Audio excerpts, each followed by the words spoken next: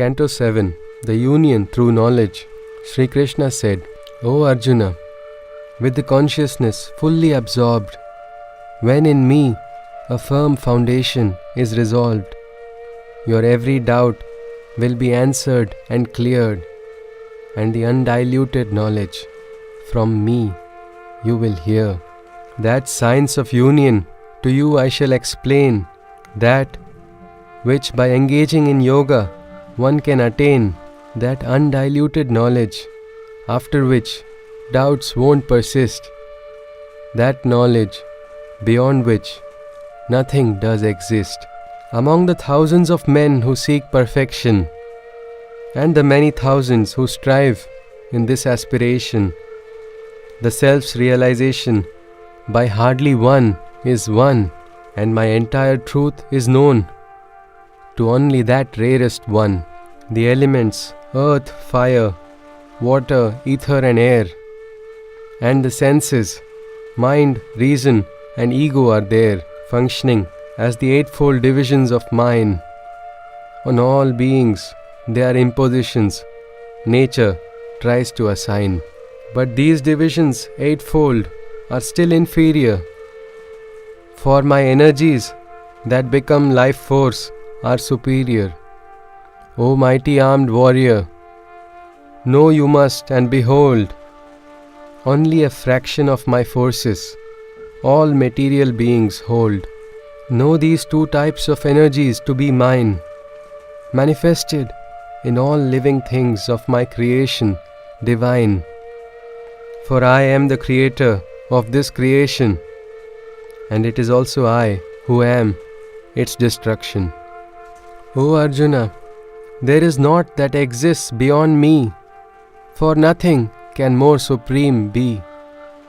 For all existence, I am the connecting seed, like the thread linking the pearl necklaces, every bead. In the flavor and taste of the waters, it is I. O Arjuna, I am the light of the sun and moon in the sky. The primordial word of Genesis, I am Om, the Vedic sound, the manhood in man, and in ether's subsonic element, I am found. On the earth, I am the purest original fragrance, and for the fire that burns, I am its heat and radiance. I am the vitality that nourishes all beings living. I strengthen the ascetic who is ascesis performing. Know me to be the seed of all lives, eternal. O Arjuna, my truth is for you to conceive.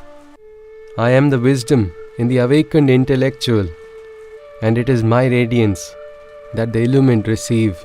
I am the strength of the mighty and strong, devoid of attachment and passion. O Arjuna, I am the energy of procreation. I am the dharma's desire that is not wrong. All modes of ignorance, passion or goodness, it is from me that they have manifested from. Even though they all exist within my oneness, I exist not in their outer form. By these three modes, man bewildered goes, and the truth of my divinity he never knows. For when one is hoodwinked by the three, my supreme imperishable existence he can never see. This is Maya, the illusion divine that engulfs every creation of mine. Crossing over beyond the veil can very hard be, but only by surpassing it can one approach me. The foolish and evil do not attain me, for in their bewilderment the truth they do not see. Disillusioned by Maya, they resort to base means, governed by the lower nature of the demonic realms. Amongst the pure ones who their devotion offer, fourfold are the ones who to me surrender. The suffering, the seekers of the greater good, the knowledge seekers and devotees, by whom I am understood.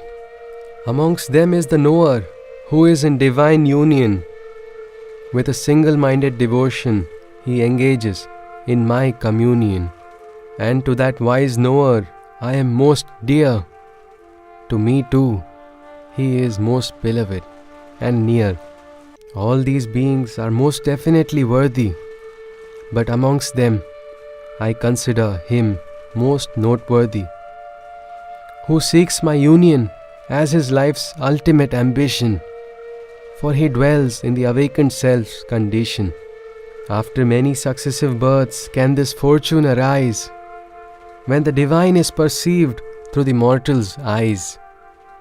Very rare and blessed indeed is that seeking soul who experiences the divine's omniscience as a whole.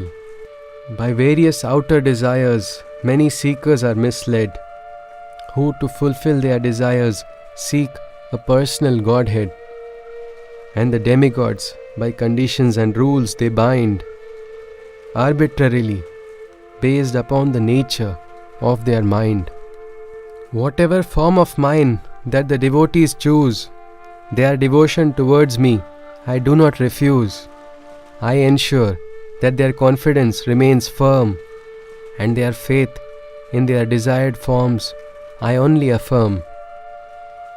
Enthused with this faith, his devotion he pursues, and a force in his worship I then infuse. Even though through faith objects he seeks, when fulfilled, they are my fruits that he keeps. But these fruits are temporary and do not last long, for their founding reasons are petty and not strong. Whichever demigod they worship, that demigod they obtain. But my devotees come to me, and my oneness they attain. The minds ignorant and small consider me the unmanifest, who am limited and finite, and cannot wholly manifest. For they know not the truth of my being immutable. I am the Supreme, most perfect and imperishable. To all beings I am not revealed, for behind Maya's veil I am concealed. This world is hoodwinked and bewildered. About my immortal truth it hasn't pondered. O Arjuna, the past, present and the future of every existence I know for sure. Though I know equally about every living one, with the knowledge of my existence there is none. In likes and dislikes they are lost in desire's illusion. By the dualities of aversion and dislike they are deluded, and from truth's gnosis they are excluded. O Arjuna, bewildered is every living creation. But those virtuous men who are from sin freed, who have given up their every material need, steadfastly they believe in my overlordship and engage devotedly in my worship. Seeking my refuge, those beings who to me bow, and from cyclic births and deaths they seek release, they experience Brahma's knowledge and peace, and the integral knowledge of divine karma they know. Recognizing me to be the Supreme Living One, the primordial master and receiver of sacrifices of every one, at the critical moment of death, when they are aware of me, they attain a merger and unite into my ethereal sea. Thus ended the 7th canto of the Bhagavad Gita, where Sri Krishna parted the knowledge by which a being can attain a complete union with the divine.